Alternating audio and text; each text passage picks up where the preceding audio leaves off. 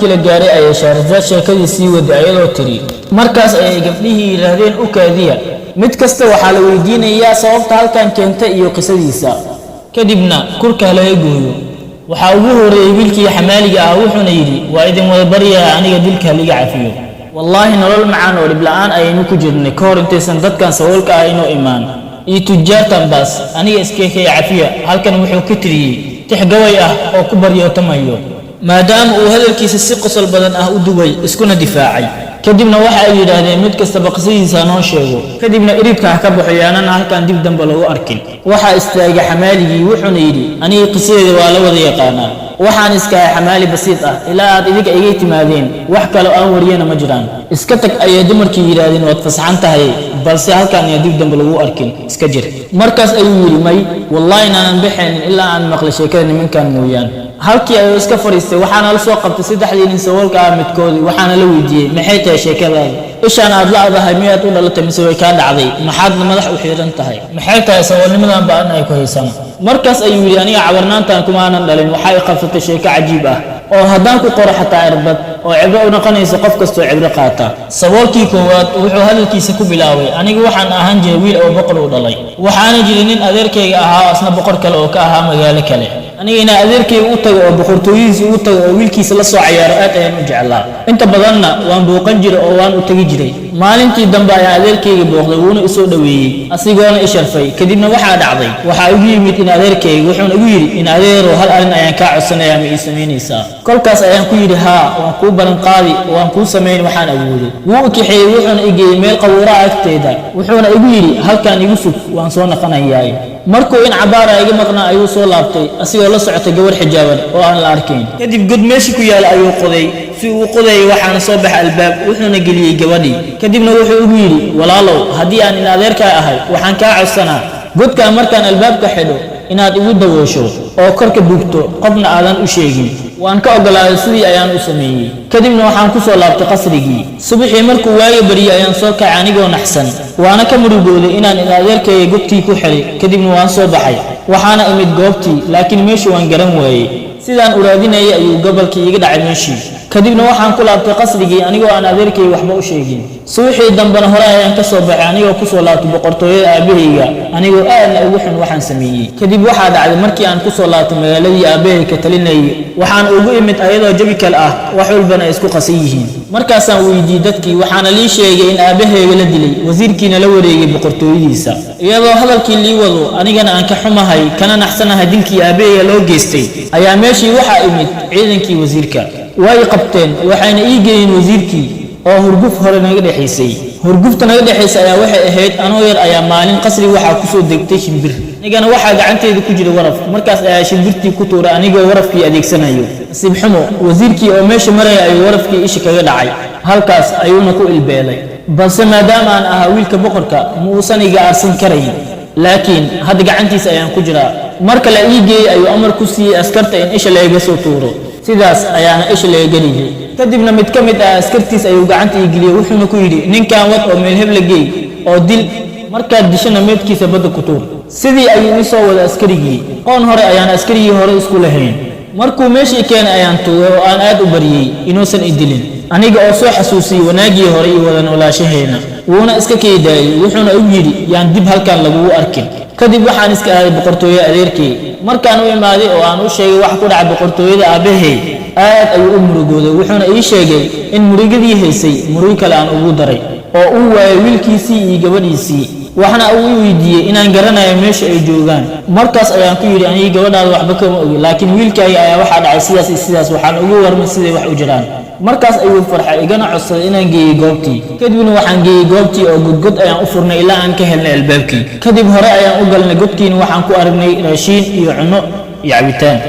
ilaa markii dambe aan u tagnay wiilkii iyo gabadhii oo sariir isla saaran oo inta ay gubteen dhuxul isku bedelay markaas ayuu odaygii adeerkii yidhi naclad ha ku dhacdo imisaan ugu digay walaashii wuxuuna ii sheegay in wiilkii uu ku fidnooyey walaashii ilaa uu taag waayey laakiin markii dambe uu kala qariyey balse si ay isugu heleenba ay isheleen way isoo kaxaysteen iyagoo halkan uu ku dhuntay laakiin ilaahay ayaa ugu soo qadimay cadaabkiisa ifka ayadoo harsantahay midii aakhiro wuxuuna odaygii u yidhi waynu aasaynaa wixii dhacayna cidna ha u sheegin adeer waayo baan ku idhi kadib markii magaalkii aan ku soo laabanay ayaynu ka war helnay in wasiirkii magaaladii adeerkayna ku soo duulay xoogna kula wareegay inta uu ka itaal roonaaday ciidanka adeerkay sidaas darteed anigoon si aan dib ugu soo jiidin askarigii miskiinka ah u badbaadiyey ayaan timihii iska xiiray magaaladiina ka soo safray intaan dharka iska bedelay oo dharkan foosha xun soo xirtay ayaan imaaday magaalada Baghdad si aan amiirul mu'miniin Haaruun Rashiid aan ugu warmo wixii dhacay markay sheekada halkaas maraysay ay Shahrazad dareentay in wixii la gaaray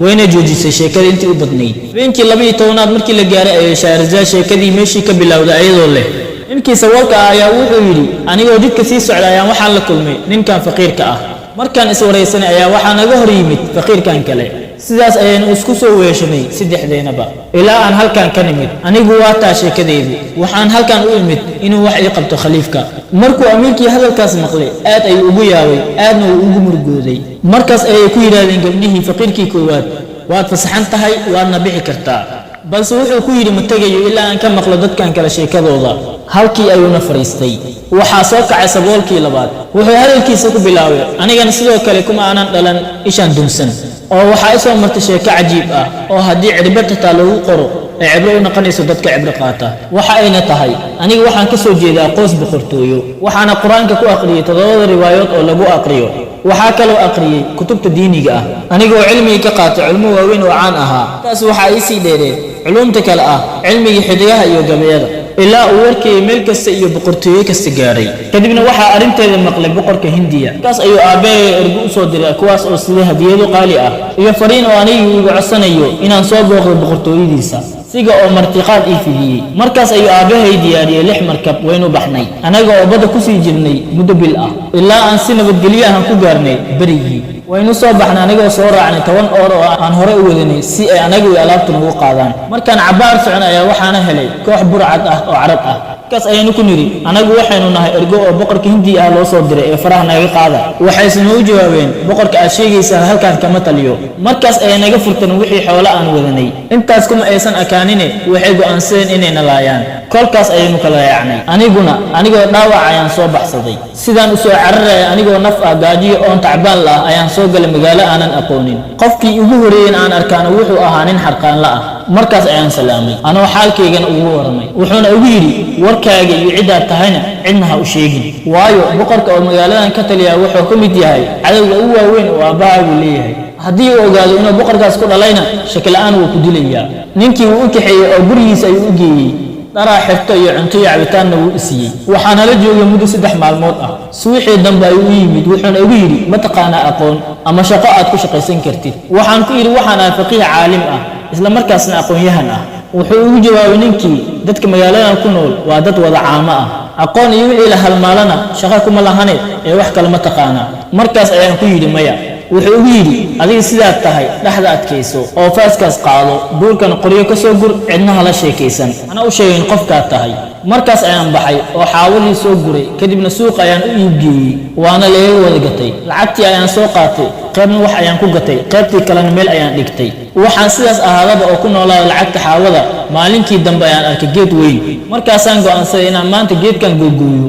waxaana soo qaatay faaskii waxaana ku garaacay geedkii markaan cabaarga garaacay ayaa faaskii wuxuu ku dhacay wax sidii maanta u samaysan oo geedka ku dhex yaala geedkana wuxuu ahaa mid weyn markaasaan sii fiiriyay miswaaba albaab waan furay waxaana ii soo baxay janjaro geedka hoostiisa ku aadan jaranjaradii ayaan hoos ugu sii degay layaabka waxa uu ahaa in meesha uu kaba sii dhisan yahayba guri weyn oo qasri ah waan galay markaas ayaan waxaan arkay gabar aad u qurux badan quruxdeeda darteedana murug kasta oo ku hayso aad ilaabayso markaan arkay ayaan sujuud la dhacay oo u mahad celiyay ilaahi saan oo ay waray gabadhan aad ku quruxda badan markay aragtay gabadhii ayaa waxay igu tiri majini ayaa tahay mise insi waxaan ku iri insi ayaan ahay markaas ayay igu tiri oo haddii aan ku keenay meeshaan aan keligay deganaa muddo dheer muddadaas oo wax insaan aan ku arkin waxaan ku iri halkan alla ayaa i keenay waxaana laga yaabaa murugada iyo rafaadka aan ku jiro in alla iga qaado waxaana ugu warmay qisadii ii soo qabsatay markaas ayay aad ila murugootay waxaana ii sheegtay iyada in xaalkeeda uusan fiicnayn waxaana ugu tiri anigu waxaan ahay gabar ina boqorad ah wuxuuna aabahay igu daray in adeerkay